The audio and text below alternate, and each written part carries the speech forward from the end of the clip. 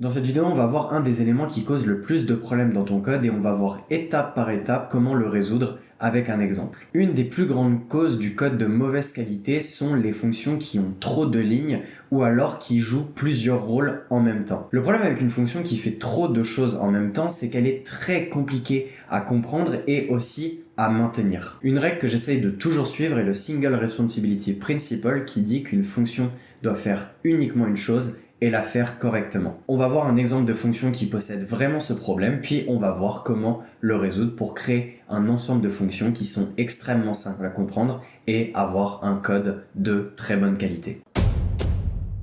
Alors l'exemple qu'on a ici, ça va être une fonction qui va prendre un ensemble d'étudiants et qui va renvoyer des données sur cet ensemble d'étudiants. Ici on peut voir que la fonction s'appelle processStudents, qui va prendre en paramètre un ensemble d'étudiants qui est une liste de dictionnaires. Si jamais tu ne sais pas ce que c'est cette syntaxe, c'est ce qu'on appelle des annotations de type, et j'ai une vidéo sur la chaîne qui t'explique en détail comment fonctionne ce concept. Je t'ai fait une introduction complète sur le sujet, donc si t'es intéressé, tu peux aller voir. Et ici, on a un sujet qui est simplement la matière, qui est une chaîne de caractères, et on renvoie un dictionnaire. Ici, on peut voir qu'on a un ensemble de variables, total, count, qui va simplement être utilisé pour créer la moyenne de l'ensemble des étudiants dans le sujet. Et ici, on a des informations sur le meilleur étudiant et on a un résumé qui va simplement être des messages qui vont être rajoutés à la fin. Ensuite, la logique, c'est que pour chaque étudiant, si l'étudiant possède le sujet dans ses grades, les grades, c'est simplement les matières. En gros, ça va être un dictionnaire clé-valeur où la clé va être la matière et la valeur va être la note dans cette matière.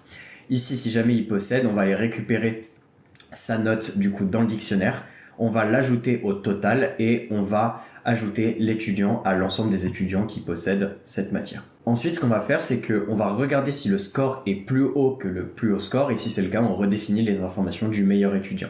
Ensuite, on va calculer la moyenne, on va ajouter du coup les messages au résumé, au summary, et on va simplement retourner toutes les informations, c'est-à-dire la moyenne, le meilleur étudiant, sa note et le résumé.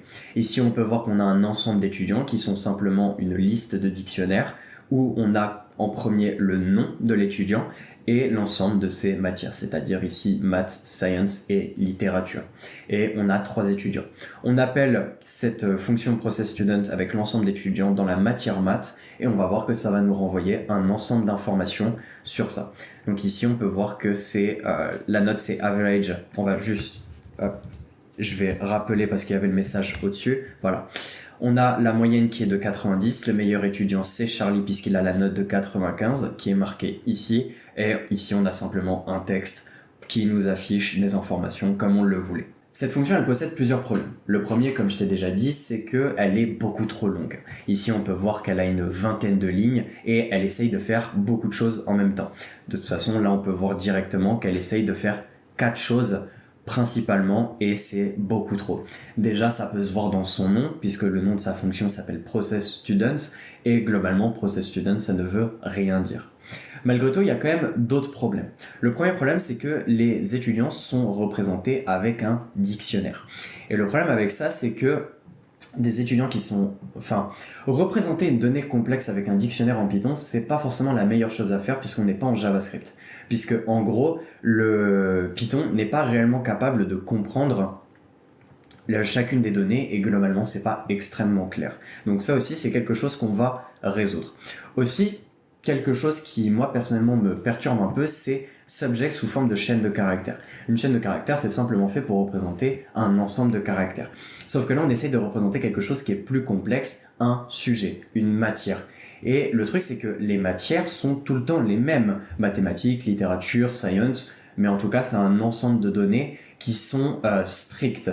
Et le problème avec les chaînes de caractères, c'est qu'on peut faire beaucoup d'erreurs au niveau du formatage. C'est-à-dire que maths ici, qui est en minuscule, si on appelle la fonction avec un M majuscule, ça reste maths, mais c'est faux. Aucune donnée ne sera envoyée puisque aucun étudiant ne possède cette matière. Et donc, pour ça, on va aussi faire en sorte de résoudre ce problème. Donc dans cette vidéo, ce qu'on va faire, c'est qu'on va décomposer l'ensemble des responsabilités de cette fonction dans différentes classes et différentes fonctions. On va créer des classes personnalisées pour nos étudiants ainsi que pour leur matière et on va créer une énumération pour le subject. Donc la première chose qu'on va faire, c'est qu'on va importer les modules qui sont nécessaires, c'est-à-dire data class et enum. Donc depuis le module data class, on va importer le décorateur data class, et depuis le module enum, on va importer la classe enum et la fonction auto. On va commencer par créer une classe qui s'appelle subject, qui va hériter de enum, et on va mettre les différents sujets qui sont disponibles pour nos étudiants. Donc ici on a maths, on a aussi science et on a littérature. Voilà. Maintenant ce qu'on va faire, c'est qu'on va aussi créer la classe qui est une data class pour le grade, c'est-à-dire la matière, et on va lui donner du coup un sujet. Donc on va mettre subject comme ceci qui va être de type subject, et on va donner un résultat qui va être du coup result en étant un entier. On aurait aussi pu l'appeler score. On va, à vrai dire, l'appeler score, ça sera mieux. La dernière chose qu'on va faire, c'est qu'on va créer la classe de notre étudiant, donc student, qui va avoir un nom qui va être une chaîne de caractères et un ensemble de matières qui va être une liste de l'objet grade, comme ceci. Là, ici, on peut voir qu'on a le nom, on a l'ensemble des grades qui ont chacune le sujet et la note qui est ici. Ce que j'aimerais aussi faire, c'est que je veux que les objets de ces deux classes ne puissent pas être modifiés puisque la fonction récupère seulement des données dans ces objets. Et donc, je veux faire en sorte que la modification ne soit pas possible pour éviter une quelconque erreur. Pour faire ça, je vais définir mes data classes comme étant frozen en allant ici et en mettant simplement frozen est égal à true.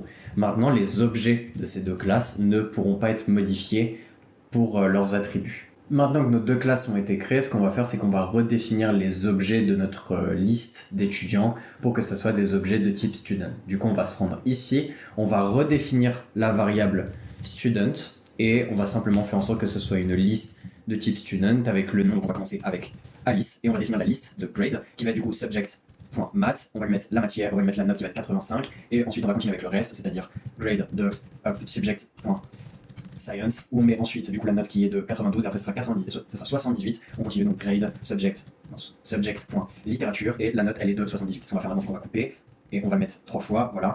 Maintenant on va mettre du coup Bob et comment il s'appelle Charlie comme ceci et du coup là ça va être 90, 88 et 82 et ici ça va être 95, 85 et 80. Et donc voilà, maintenant ce qu'on va faire, maintenant que les 3 objets ont été créés, ce qu'on va faire c'est qu'on va simplement supprimer tous les étudiants qui sont ici. Alors, par contre, ça me renvoie... Oui, voilà, ça m'a envoyé une erreur parce que du coup, j'essayais de redéfinir les étudiants, mais c'est bon. Maintenant, ce que je vais faire, c'est que ici, il y a une erreur. Et pour éviter qu'il y ait des problèmes, simplement, je vais le mettre en commentaire puisque cette fonction va maintenant être décomposée. On va prendre chacun de ces éléments et les mettre dans des classes et des fonctions. On va commencer par créer la logique qui va nous permettre de récupérer la moyenne d'un étudiant. Donc pour ça, on va créer une classe qui va s'appeler AverageGetter et qui va contenir toutes les méthodes qu'on veut pour récupérer la moyenne d'un étudiant. Donc, on va créer notre classe AverageGetter qui va avoir une méthode qui nous permet de récupérer la moyenne d'un ensemble d'étudiants. Cette méthode, elle va s'appeler getMultipleStudentAverage. Elle va prendre en paramètre un ensemble d'étudiants qui va être une liste de type student et un subject qui va simplement être un objet de l'énumération subject, comme ceci. Et elle va nous renvoyer du coup une moyenne qui va être un flottant, tout simplement. Et pour commencer, on va faire un pass. Alors ici par contre j'ai une erreur. Ah oui, c'est que j'ai oublié le self. Avant de pouvoir implémenter cette méthode, je vais devoir implémenter 2 autres méthodes liées à l'étudiant qui permettent de vérifier si un étudiant possède un sujet dans ses matières et aussi récupérer le grade qui est associé à un sujet, puisque ici on a une liste de grades et si on veut en récupérer un précis, eh bien on va être obligé de faire une boucle. Et donc je préfère faire ça dans une méthode qui est liée à l'étudiant. Donc ici on va créer la première méthode qui s'appelle asSubject, qui va prendre en paramètre self et le subject qui va être de type subject et qui va nous renvoyer un booléen. Et pour l'instant, on va aussi le pass et on va faire get grade qui va prendre self et aussi un subject puisqu'il va être utilisé pour la comparaison et qui va renvoyer un objet de type grade. Et pour l'instant aussi, on va le pass. Pour l'implémentation de asSubject, ce qu'on va faire, c'est qu'on va récupérer l'ensemble des sujets de l'étudiant dans sa liste de grades. Donc pour faire ça, on va créer une variable studentSubject qui va être égale à grade.subject for grade in self.grade, comme ceci. Ça, en gros, c'est ce qu'on appelle, si jamais tu ne le sais pas, une compréhension de liste, et du coup, ça nous permet de récupérer directement les éléments, de créer une liste à partir d'une boucle automatiquement. Et donc ici, ce qu'on va simplement faire, c'est return subject in student subject. Et si jamais c'est vrai, eh bien ça nous renverra true, puisqu'il sera dans les sujets des grades de notre étudiant, et sinon ça nous renverra false. Pour la méthode qui nous permet de récupérer le grade, on va simplement itérer dans l'ensemble des grades de notre étudiant, donc for grade in self.grade. Si le sujet du grade est égal au sujet que nous on veut, eh bien on fait un return de notre grade. Sinon, si jamais on n'a pas trouvé le grade, eh bien on renvoie une value error puisque on n'a pas pu le récupérer. Le grade n'a pas été trouvé.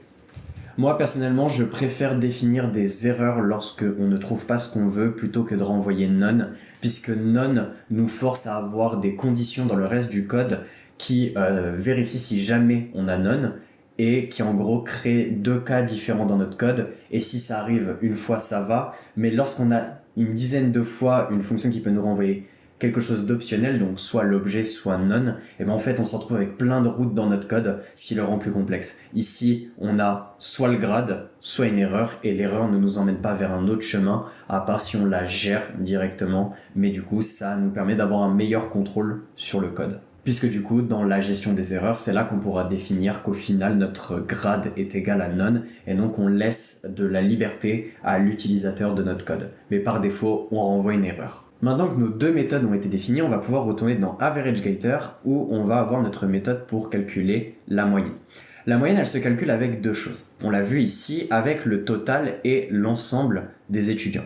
Donc en gros, ici, on va devoir récupérer le total des notes de nos étudiants qui ont un certain sujet, ainsi que le nombre total d'étudiants qui ont ce sujet.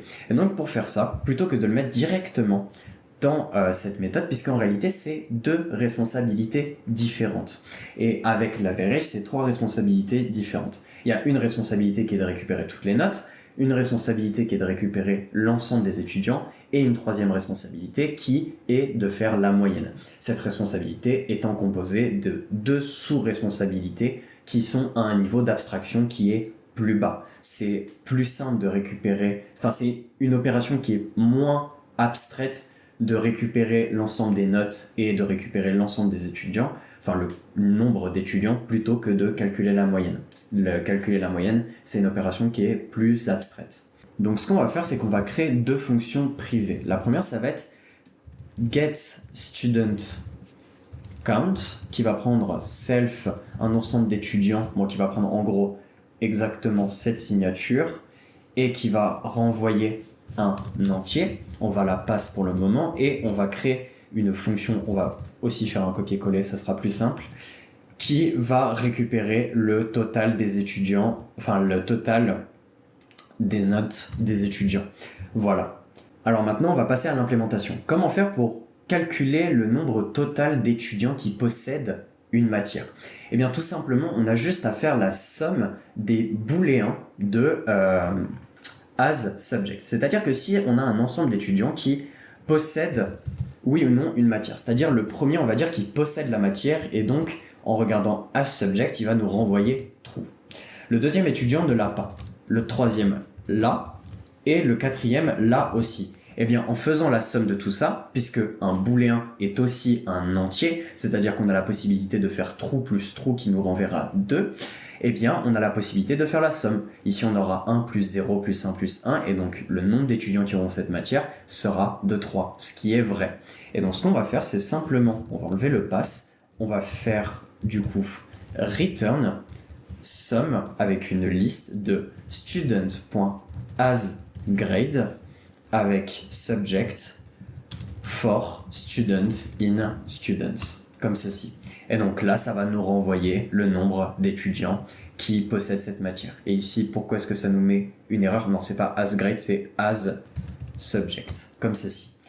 Pour calculer le total, eh bien, ça va être très simple, on va simplement faire la somme des notes de tous les étudiants. Donc on va faire une variable totale qui va être égale à 0, et ensuite pour chaque étudiant dans la liste d'étudiants, si l'étudiant possède le sujet, donc ici asSubject, eh bien on fait total qui est plus égal à student.getGrade dans le sujet, qui va nous renvoyer un objet de type grade. L'objet de type grade possède un score, et donc on va faire .score comme ceci. Et à la fin, ce qu'on va simplement faire, c'est retourner le total. Maintenant, pour calculer la moyenne, eh bien ça va être très simple. On va retourner dans la fonction getMultipleStudentAverage, on va créer notre variable total qui va être égale à self.getStudentTotal avec notre ensemble d'étudiants et notre sujet. Et on va faire une variable count qui va être égale à self.getStudentCount avec notre ensemble d'étudiants et notre sujet, comme ceci. Et donc, on va simplement récupérer le code qui est ici et on va le retourner. Voilà. Ici, pourquoi est-ce qu'on a une condition? C'est simplement parce que c'est pas possible de faire une division par 0 puisque ça nous renvoie une erreur mathématique. Et donc, dans ce cas-là, si jamais on essaie de diviser par 0, on renverra simplement 0. C'est pour éviter d'avoir une erreur mathématique pour rien. Puisque ici, c'est dans le cas où count est égal ou inférieur à 0, et donc dans ce cas-là, ça veut simplement dire qu'il n'y a pas d'étudiants qui possèdent cette matière, et donc la moyenne est automatiquement de 0. Maintenant, pour être sûr que le code fonctionne parfaitement, ce qu'on va faire, c'est qu'on va se rendre ici, et on va simplement faire print averageGetter.getMultipleStudentAverage avec notre ensemble d'étudiants, et on va le faire dans subject.math, comme ceci. Ici, en maths, on a 85, 90 et 95, qui nous fera la moyenne de 90. Et on va voir que le code fonctionne parfaitement et nous renvoie 90 comme flottant, puisqu'on retourne un flottant. Maintenant qu'on a vu comment calculer la moyenne d'un ensemble d'étudiants, on va voir comment récupérer l'étudiant qui possède la plus haute moyenne dans une matière. Pour faire ça, on a vu que récupérer le meilleur étudiant, c'est simplement récupérer l'étudiant qui a la plus haute moyenne. Et donc en gros, ici on récupère simplement le maximum et on définit l'étudiant par rapport à sa note maximale. C'est tout. Donc ce qu'on va faire, c'est que ici on va créer une fonction qui va s'appeler getBestStudent, qui va prendre en paramètre un ensemble d'étudiants, donc une liste de students, un sujet, puisque encore une fois on se base uniquement sur un sujet, et qui va renvoyer un objet de type student. Concernant l'implémentation, je ne vais pas suivre un raisonnement itératif, mais je vais utiliser une fonction native de Python qui est la fonction max, puisque la fonction max, elle a la possibilité de nous renvoyer un objet en fonction d'une clé spécifique. En gros, ce qu'on va faire, c'est que on va return la fonction max qui va prendre en paramètre notre ensemble d'étudiants, et en second, on va mettre une fonction lambda qui va prendre en paramètre un étudiant, et on va simplement faire student.getGrade avec notre subject, et on va reprendre le score, comme ceci. Et juste pour que ça fonctionne correctement, ici, avant le lambda, on va mettre qui est égal. En gros, ici, c'est une implémentation spécifique de la fonction max qui nous donne la possibilité. En gros, ce que ça va faire ici, c'est que ça va récupérer l'ensemble des notes de nos étudiants. Donc ici, par rapport au sujet, donc on va récupérer le grade lié au sujet et on va récupérer les scores. Et donc en gros, ça va récupérer l'ensemble des scores. Donc ici, ça va nous donner, on avait tout à l'heure, du coup, si je ne me trompe pas, 90, donc 90, 85 et 95. En gros, cette partie, c'est ce qu'elle va récupérer. Et elle va le relier à un étudiant. En gros, ici, on va avoir, c'est pour ça que c'est qui, c'est-à-dire que c'est comme un dictionnaire. En gros, ça va lier chaque étudiant à sa note. Ça va aller récupérer la note qui est la plus haute. Donc ici, le 95 qui est lié à Charlie. Et ça va simplement récupérer l'étudiant qui possède cette note et nous le renvoyer. Et comme on va voir ici, là, on va voir que, bon ici ça ne le met pas, mais en gros ça va bien nous renvoyer un objet de type student, puisque ici ça nous renvoie aucune erreur. Et donc en fait, cette implémentation nous permet de récupérer le meilleur étudiant. Et ici, si on va afficher print get best student avec l'ensemble des étudiants dans le sujet, donc dans le sujet des maths, et qu'on lance le code, on va voir que le meilleur étudiant va être Charlie. Ici, on voit student name Charlie et toutes les données qui sont liées à l'objet de Charlie. Maintenant qu'on a vu comment récupérer le meilleur étudiant, la dernière chose qui nous reste à faire, c'est de construire le rapport qui nous envoie toutes les informations sur les étudiants. Donc ce qu'on va faire, c'est qu'on va créer une nouvelle classe qui sera la dernière qu'on va créer, qui va s'appeler rapport. Et en gros, simplement, elle va avoir un constructeur qui ne prend pas d'attribut, enfin qui ne prend pas de paramètres, et on va avoir un unique attribut qui va être privé et qui va être le message. Et en gros, on va simplement avoir une méthode str, donc une dunder méthode str, qui va renvoyer ce message, ce qui va nous permettre de print les informations du rapport.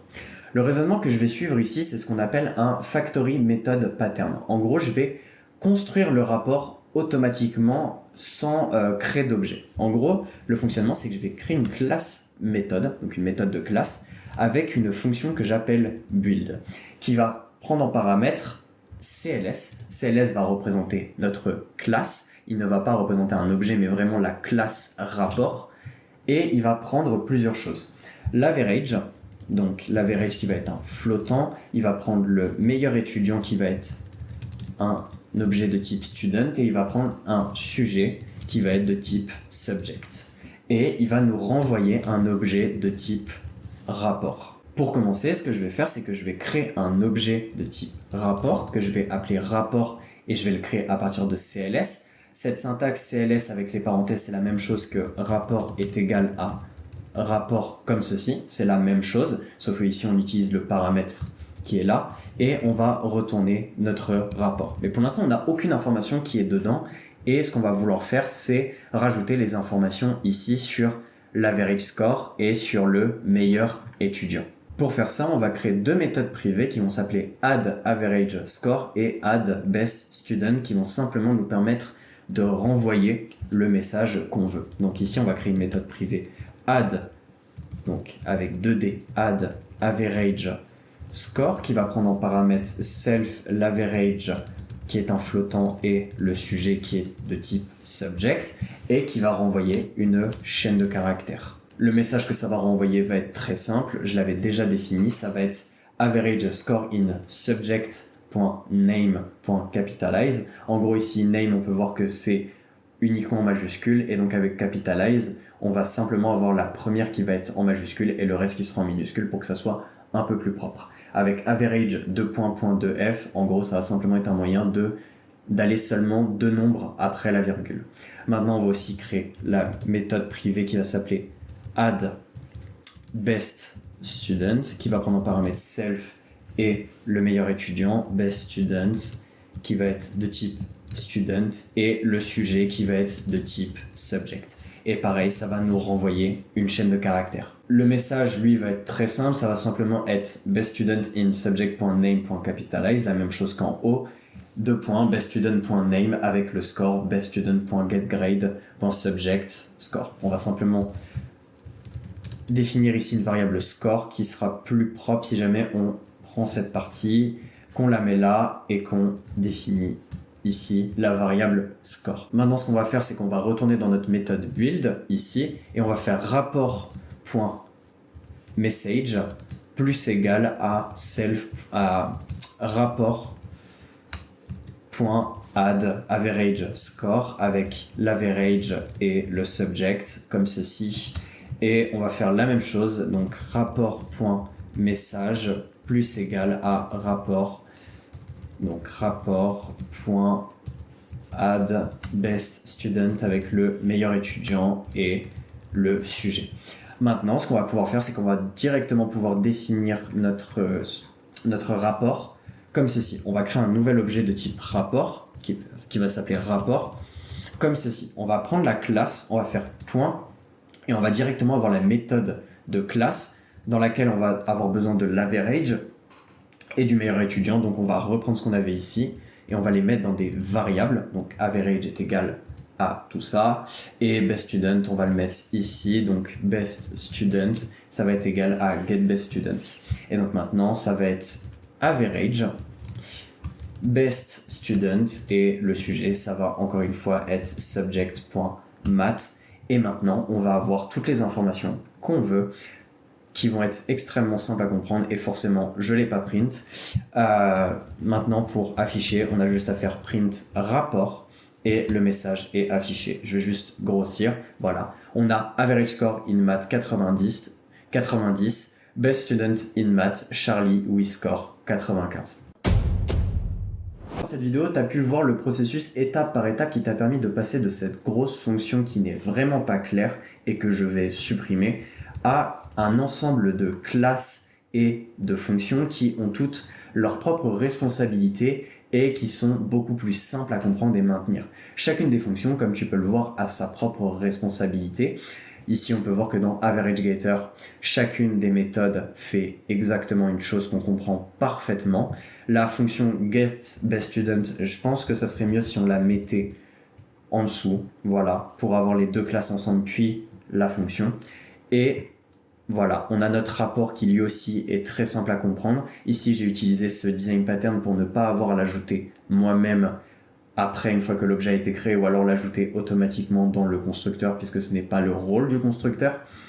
Ici, j'ai ma fonction bestStudent qui est très simple dans son fonctionnement. C'est juste, si tu n'es pas habitué à cette syntaxe, c'est un peu moins clair. Et aussi, un grand changement qui va grandement améliorer la qualité du code en partant du principe que c'est un gros projet, c'est que désormais, les étudiants, les grades et les sujets sont dans des objets qui sont plus complexes, c'est-à-dire des data classes et des énumérations.